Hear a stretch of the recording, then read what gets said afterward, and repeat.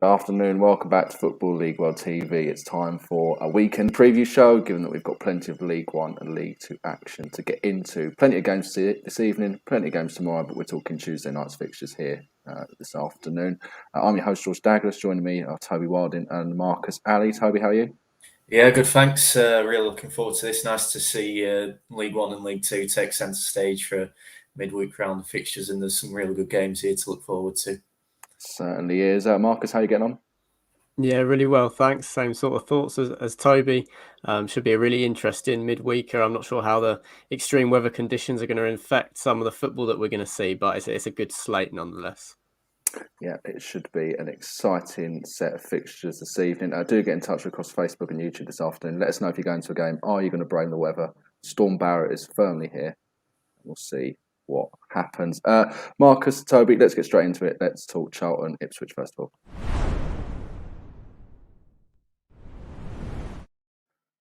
all. Toby, let's come to you. Let's talk Ipswich, because they have probably generated more headlines than Charlton in the last few days, which is probably some going, given the way Charlton's season's been so far. John McGrill's going to be in charge. Paul Cook no longer there. How do you think that's going to impact the Trans boys this evening? Yeah, it's going to be interesting. I mean, to be honest, I was slightly surprised on Saturday when sort of the news broke of Cook's departure. I think when you look at how heavily he'd been backed in the summer transfer window, and then the time it was going to take to sort of gel all those players together, and also the fact that Cook does seem to have more of a history of as seasons go on, generating more sort of progress as a campaign develops. I sort of thought, maybe he would be given a bit more time to try and make that impact. Obviously, there've been flashes of sort of what they could do under him. I think was it the Portsmouth was it one thrashing with Doncaster as well. Obviously, maybe mitigating circumstances there, but there were some big score lines that you thought, well, there's potential here if they give him the time to really work on this. But obviously, they've decided not to do so. And yeah, as you say, John McGrill in charge, and that's going to be a really interesting one. I mean, obviously, he's a former Ipswich player, but he's only very recently come back into the club, sort of, initially to work with the under-23s and the youth teams. I think it was only last week that appointment was announced. So he's almost coming in a bit blind, so to speak, in that he's perhaps not altogether familiar with this team and this setup they've been working with. So how he sort of adapts to that, he could be really telling in terms of what sort of performance we'll get from Ipswich tonight, whether he maybe sticks with what's been tried and tested over the past few months with Cook, or whether he tries to quickly put his stamp on it immediately for this one. Obviously, he might see this as an audition himself, so definitely going to be fascinating to see how Ipswich approach this one. Yeah, it's certainly going to be an interesting challenge for McGrill. As for Charlton, Marcus, obviously you're a Charlton fan. I'll be there for Football League World. You're going to be going there as a supporter, so you'll at least be able to jump up and down a little bit and stay warm. But how did Charlton go about approaching this one? Ipswich, on paper, is going to be a tough test for anyone this year in League One. But, they've had a little bit of upheaval in recent days. So, advantage addicts, do you think? It's tricky to sort of say which way a managerial change is going to affect in the initial first match. Just thinking back to when John McGrill was managing at Colchester, I think he was a 4-2-3-1 man as well as Paul Cook obviously was at the start of the season for Ipswich. So I'm not sure if you're going to change the system. I think it might be more of the same, which of course makes it easier for Charlton to prepare. The Addicts have won the last two, albeit in the FA Cup and the Papa John's Trophy after the disappointing loss at Shrewsbury Town. So Johnny Jackson still goes into the match with a point to prove, having lost Charlton's last league outing. Obviously, Ipswich, they can hurt you from so many different angles. It's almost hard to prepare for every single one of them. You've got Macaulay Bonne and Joe Pigott, two ex-Charlton strikers that could come back to haunt their former club this evening. So it's a really interesting match, this one, from all angles. Two clubs that would like to think they'll be able to knock on the door of the top six at some point in the campaign. Still a way off for now. But as we sort of build towards the January transfer window, it's a good opportunity for one of them to pick up 3 points and start edging closer to where they want to be in the table. Okay, before we move away from this game, then let's get your quick score predictions. Toby, we'll come to you first. I think this will be a good one. I'm going to say 2-2. Sit on the fence. Okay, I'd certainly take watching that as a neutral. Marcus, where do you see this one going? I'm going 1-1. Charlton have been quite solid at the back of late where Ipswich haven't. So, I mean, this could be anything really. There is a big unpredictable element just because of how we're not sure how the Tractor boys are going to react. So, yeah, maybe a bit of a safe pick with a 1-1 draw from me. Okay, we'll see what happens there. That's Charlton against Ipswich at the Valley this evening.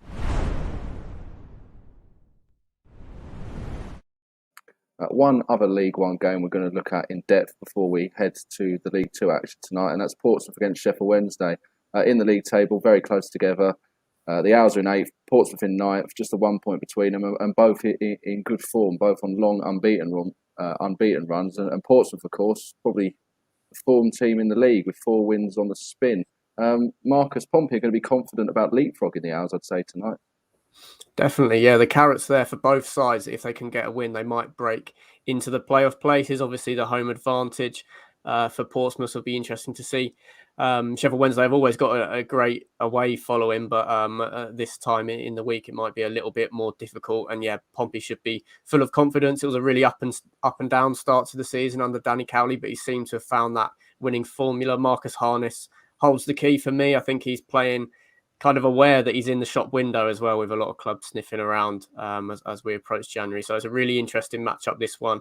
Sheffield Wednesday unbeaten in 10, Pompey unbeaten in 7, and won their last league game in quite dramatic fashion at Gillingham. So some momentum there. Loss, of course, in the FA Cup to Harrogate Town, a little bit of a shock, but I think a few months down the line, they might welcome the lack of a distraction in terms of a cup run when they're trying to crack that top 6. So yeah, it's another huge match in League One, which could have enormous implications. And 2 of the big clubs that will definitely have aspirations to be competing a lot higher in the league than they currently are at present.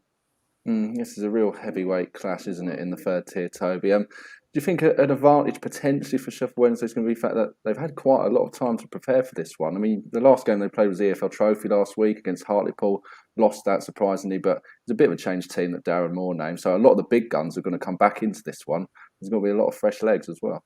Yeah, definitely. I sort of thought that might have tipped this in Sheffield Wednesday's favour potentially. I mean, as you say, both these sides coming into this one in really good form in the league, but the Owls are going to be fresh, you'd expect, having had that weekend off on Saturday, obviously, when Portsmouth were in FA Cup action. And admittedly, it wasn't a full strength Portsmouth side that played, but there were still quite a few of their key players in action there, as we say. Marcus Harness, who could be key to this one, he featured in Marlon Romeo. So the fact that Portsmouth did suffer defeat there, you never know what's that going to do in terms of momentum. Is it going to spark a response, or is it going to knock their confidence one way or another? You just can't really tell. So I think Sheffield Wednesday, looking at that, obviously, as we say, it was a massively changed side that lost in the EFL Trophy last midweek. So by one that was quite different to the team that's gone, say, 10 unbeaten in the league. So you think that perhaps gives them confidence coming into this one. Of course, another important factor there is it's given Josh Windass a bit of a break. Obviously, he made quite an impact on his return to the side in the league. He's had that break to sort of keep himself fit after so long out. So, they've got plenty of threats there, Sheffield Wednesday. And I think given the way the calendar's sort of fallen for this one and how that's allowed them to come into this, I think they might fancy the chances here. Yeah, it's going to be a close affair, I think. Marcus, what's your score prediction for this one? I'm going 2-1 Portsmouth. I think they'll just edge it. Sheffield Wednesday, I'm not sure, even though they're on an amazing run, it is 4 wins and 6 draws in the unbeaten run of 10 matches. So maybe sort of that title of it being an unbeaten run suggests it's a little bit more positive than it actually has been. I'm not sure Darren Moore has cracked and stumbled on the right combinations like Danny Cowley has. So I think they'll just edge it 2-1. Okay. Toby, how do you see this one going? Yeah, I mean, I agree with Marcus. I do think it's going to be a tight one, but I'll go the opposite way and say 2-1 Sheffield Wednesday. Okay, we'll see what happens there at Fratton Park. Certainly going to be an interesting occasion between Portsmouth and Sheffield Wednesday tonight. We're going to move into League Two now. Look at a few games from the 4th tier. There's plenty going on in the division tonight. Exeter against Northampton is probably the one that stands out to me most of all. Two sides in the top 3. Northampton 2nd, Exeter City 3rd. Marcus, who do you think is going to be more sort of confident going into this one? There's just a point between them. It's pretty hard to call. I guess the form is slightly with Northampton, having won their last 2 games, but Exeter are a team that can obviously turn it on against these sort of teams. Yeah, if you were to ask me what team do I think is probably going to finish higher come the end of the season, I'd probably go with Exeter.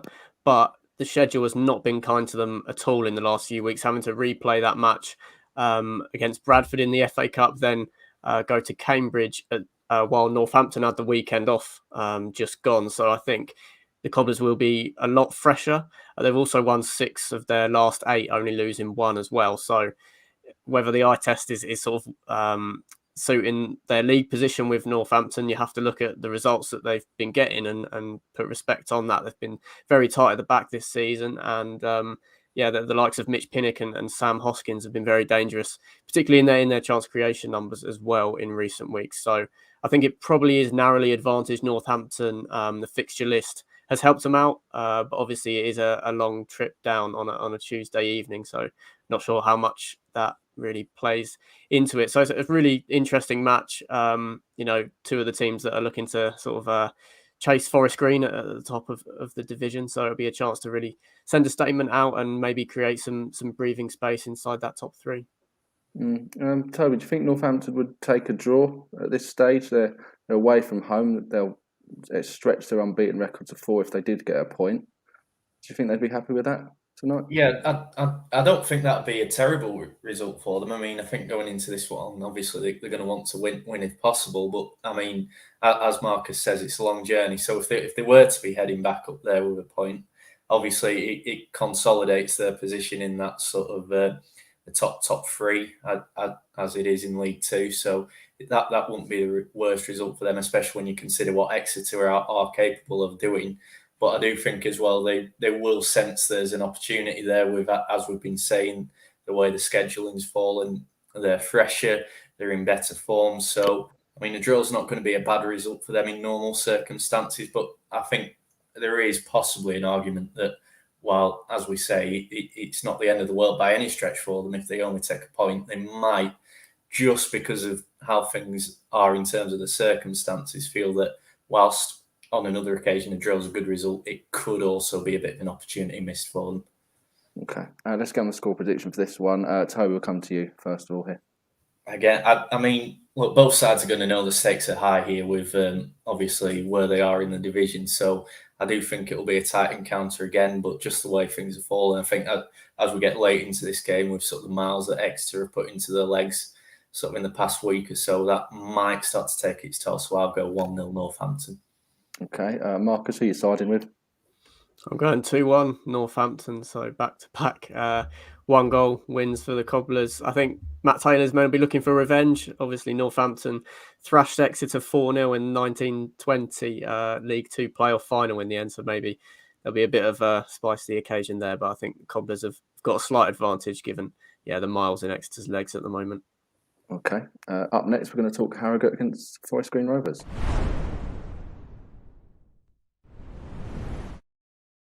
And I think the big talking point for me, Toby, is that, given that Northampton and Exeter are playing each other tonight, and Forest Green, they've already got a game in hand on those 2, and they've got a 6-point cushion. They've managed to keep that cushion to those below them, so far this season. It's a big opportunity for them to obviously take advantage of at least one of their sort of promotion rivals and even title rivals dropping points tonight.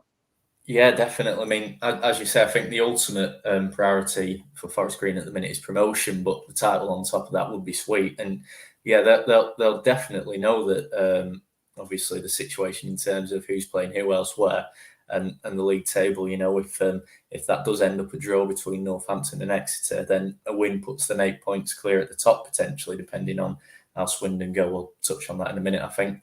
But that's a huge incentive for them. And obviously, it's looking to make it 4 wins in a row, 8 unbeaten. So they'll have confidence coming into this one. But as we've already mentioned when we were talking about Pompey earlier, so will Harrogate. So this is going, when you look at it in that sense, this is going to be a big test for Forest Green in terms of playing up against the side who are going to know they can beat anyone in this division and even higher as they showed at the weekend. But maybe the fact that Forest Green, unlike Harrogate, weren't inaction at the weekend in the FA Cup could sort of help tip this in their favour as well.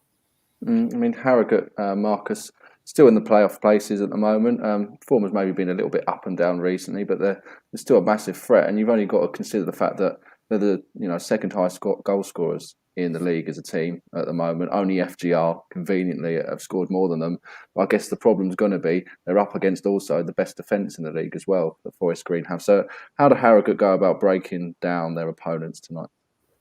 Well, they've got the individuals to do it, but it is a real mammoth task. I think Simon Weaver will probably be a little bit more cautious than normal. It would have been such an emotional high, that win at Portsmouth at the weekend. One of the best days in Harrogate Town's history, making the third round of the FA Cup for the first time ever.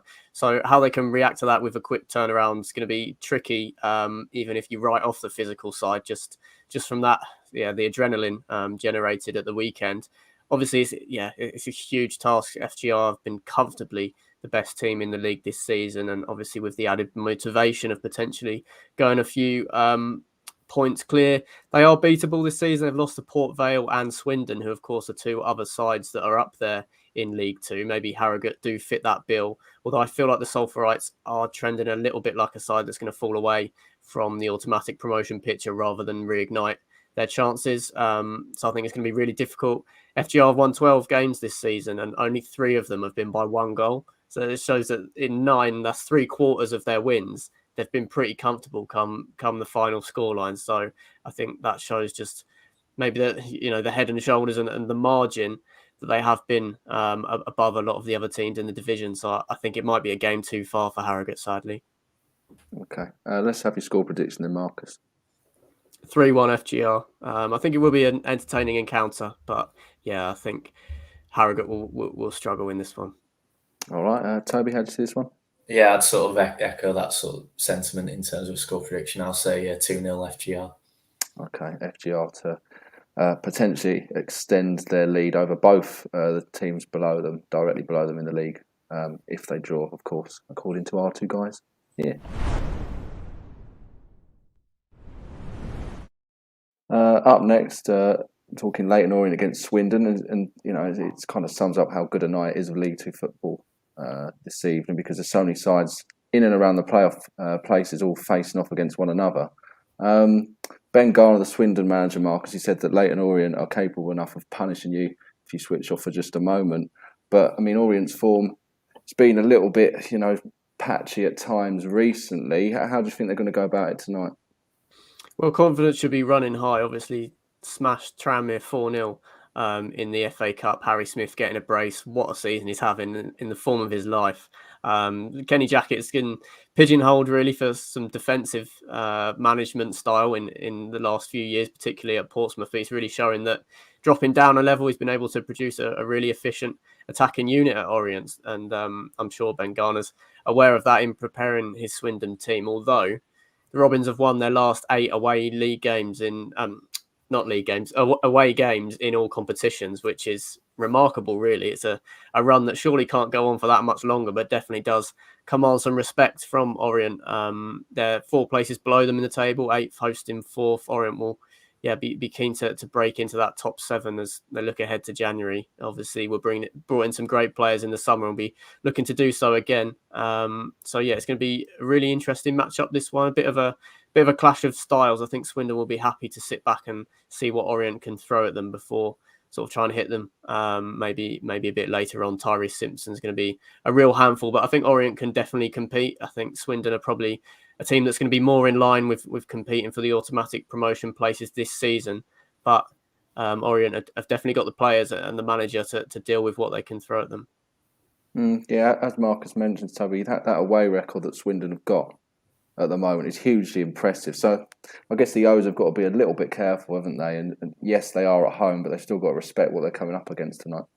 Yeah, of course they have, because as we say, obviously we're talking about the Exeter Northampton fixture presenting an opportunity for Forest Green. You could almost argue that it presents an even bigger opportunity for Swindon Town when you consider that the main priority for these sorts of teams this season has to be promotion and then title second. And obviously Swindon go into tonight level on points with Exeter, who are third. So Swindon only out the automatic promotion places on goal difference. So they know that with at least one of Northampton and Exeter set to drop points tonight, a win for them puts them potentially up to second, and then that as well is with a game in hand on those two sides in Exeter and Northampton. So that's a huge chance really now for Swindon to sort of climb back into those automatic promotion places, and Orient will be well aware of that, and they've got to know that huge incentive is there for Swindon, and they should be probably braced for quite a stern task, because I mean, who's going to want to pass up an opportunity like that Swindon have got tonight? Yeah, no, you raise a very good point there, Toby. With that all in mind, what's your score prediction for this one? I think, again, it's one of them with these two teams so closely together. It's going to be another tight one, I would expect. But as we say, with the away form Swindon have got and just that motivation that's there in terms of the promotion push, I'll say 1-0 Swindon. Okay, Marcus, how are you calling this? I'm going 2-2. I think the away run comes to an end. But yeah, enthralling 2-2 draw. Okay, that will certainly be an entertaining clash in East London tonight. We're just going to switch our attentions towards the bottom of League Two now and talk Stevenage against Scunthorpe at 21st, hosting 24th, just the 4 points between them in the league table. And Marcus, we've made a lot of Scunthorpe's woes, a lot this season when we've been speaking about them on Football League or TV. But as we seem to mention as well, they still are in touch with those just above them, and this is a great opportunity now for them to try and lift themselves away from that bottom spot that they seem to have been in all year. Absolutely, yeah. Stevenage have really struggled. They did win, I think, the first game after sacking Alex Ravel, but it hasn't really materialised since. So yeah, this is a huge opportunity for Scunthorpe. There are 3 draws and 1 loss in the league since Keith Hill took over, I believe. So slowly building some momentum, and as you rightly mentioned, just staying in touch with safety. So if they can pick up a win, then that will enhance that belief a lot. I expected a lot more from Stevenage this season, to be honest. They are quite reliant on Elliot List at the top of the pitch. Scored 8 goals in the league this season. Could maybe spark some interest in January, just 24 years old. If they can deal with him, then I think Scunthorpe have got a really good chance in this one. Obviously, Keith Hill's just had a little bit more time to put his stamp on things on the training ground. There is not a lot of quality in the squad. I think we've said that throughout, that we think it is a group of players that sort of fits the part or the region of the League Two table that they are currently in. But if they can keep the margins fine, take it deep at the Lamex Stadium, then I think they've got a good chance of getting something out of the game as a minimum. Okay, I mean, on the flip side, Toby, Stevenage will look at this, and if they can win, they're putting a little bit of a gap between themselves and the bottom spots. And with the way form is down at that point of the table, a win can go a long way just in isolation. A win every sort of 4 or 5 games can go a long way down near the bottom. Yeah, definitely. And I think obviously we're going to see Stevenage under quite a bit of pressure tonight. I would expect, obviously went down to Yeovil of the National League in the Cup at the weekend. So that sort of puts the scrutiny on them already. It's I think Paul Tisdale's first home game in charge of Stevenage, so there's the weight of expectation in that sense as well. So it'll be interesting to see quite how sort of the home crowd respond to that. I mean, as we say, it's perhaps not the greatest start that Stevenage have had, despite what we might have expected. So yeah, there's a lot of pressure on them, but if they get this right, and they're going to know that, yes, Scunthorpe will target this as well, but we have to too, because it's a winnable game for both teams. And when you're in that position that they perhaps don't come along all that often. So it's one that both teams will be absolutely sort of well aware of the fact they have to try and get all 3 points here. And it could actually be interesting. You wonder if they might cancel each other out here in terms of trying to maybe play it safe, not wanting to be that player who perhaps makes the error that can so often decide games like this. So it's going to be a really interesting one to watch. And I think pretty tense night at the Lamex. Definitely with a fair bit of pressure on both sides, and not least Paul Tisdale, given he's going to want to get a win under his belt there sooner rather than later. Yeah, he certainly is. With that said, then, Marcus, let's come to you first of all. What's your score prediction here? I'm going for a 1-1 draw. I think it could be a bit of a slog, as Toby hinted towards. There is as close as we're going to get maybe to a relegation 6-pointer tonight. All right, Toby, what's your prediction for this one? Yeah, I'm sort of the same. I could almost see these two cancelling each other out in terms of how they perhaps approach this, and maybe not wanting to give too much away. So I'll go 0-0. All right, then. We will see what happens there. Certainly set to be tense, though, between those two sides this evening. One final game to talk about on the midweek preview this afternoon. That's Newport County against Sutton United. Again, keeping with the large theme of this show, it's two sides meeting that have playoff and promotion aspirations in the fourth tier. Marcus, looking at form, I think you're probably just about side with Sutton United here. Newport haven't won in 3 games, and Sutton have won 3 of their last 4. So, as we seem to say quite regularly about the League Two new boys, they're going along nicely, and they're keeping their form well on track at the moment. Looking really good, yeah. Sutton, those 3 wins in the last 4 have all been accompanied with a clean sheet as well, which was something that they weren't doing so much the start of the season, winning games, but usually having to score 2 or 3 goals to make sure that they got the 3 points. So that's been a huge boost for Matt Gray and his side.